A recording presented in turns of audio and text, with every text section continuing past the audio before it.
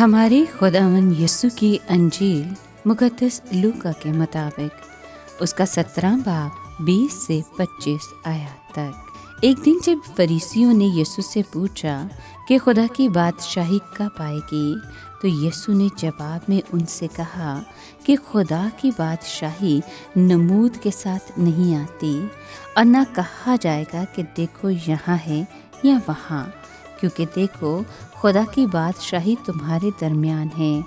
उसने अपने शागिर्दों से कहा कि वो दिन आएंगे जब तुम आरज़ू करोगे कि इब्ने इंसान के दिनों में से एक को देखो और ना देखोगे, और तुमसे कहा जाएगा कि देखो वहाँ है, देखो यहाँ है, तुम मत जाओ और पीछे मत फिरो।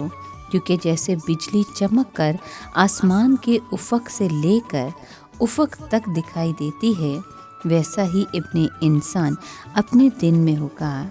लेकिन पहले ज़रूर है कि वो बहुत दुख उठाए और इस पुश्त से रद्द किया जाए।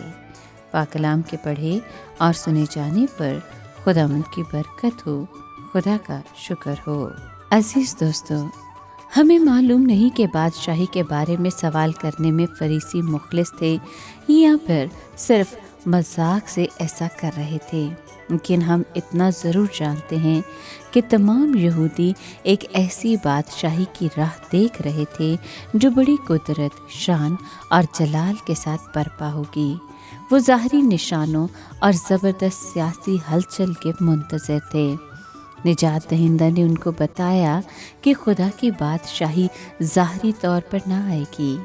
मुराद ये कि कम से कम अपनी मौजूदा सूरत में खुदा की बादशाही ज़ाहरी निशानों के साथ नहीं आई। ये कोई दीदनी, ज़मीनी या दुनियावी बादशाही नहीं जिसके बारे में कहा जा सके कि यहाँ है या वहाँ है, बल्कि मुनज्जी ने फरमाया कि देखो खुदा की बादशाही तुम्हारे दरमियान है। इसका तर्जुमा ये भी मुमकिन है कि बादशाही तुम्हारे अंदर है। खुदावंद यीशु का ये मतलब नहीं था कि बादशाही फरीसियों के दिलों के अंदर है, क्योंकि उन सख्त दिल रियाकार मजहबी लीडरों के दिलों में मसीह बादशाह के लिए कोई जगह न थी, बल्कि इसका मतलब यही था कि बादशाही उनके दरमियान थी। वो इस्राएली कौमों का जायज़ बादशाह था।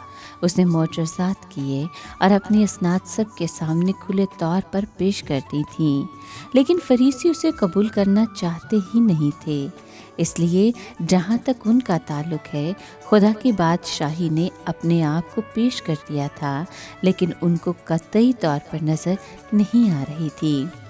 फरीसियों से खिताब करते हुए खुदावंद ने बादशाही को यूं बयान किया कि जैसे वो आ चुकी है, मगर जब शागिर्दों से मुखातिब हुआ तो ऐसे बात की गोया बादशाही का आना मुस्तकबिल में होगा जो उसकी दूसरी आमद पर कायम होगी।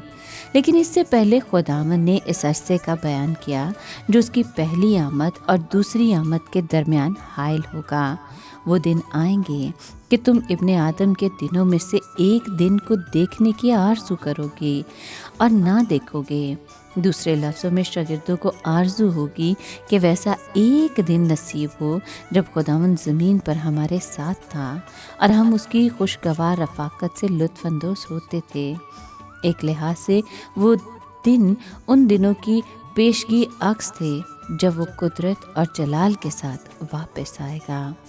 मसीह की दूसरी आमद ऐसी ही दीदनी होगी जैसे बिजली का चमकना, ताकि किसी को गलत फहमी ना रहे, क्योंकि जब बिजली आसमान की एक तरफ से दूसरी तरफ को चमकती है तो सबको नज़र आती है। खुदावंद यीशु ने अपने शागिर्दों को फिर बताया कि इन बातों के वकूअ पज़ीर होने से पहले ज़रूर है कि वो यानी इब्ने आदम बहुत दुख उठाए और इस ज़माने के लोग उसे रद्द करें।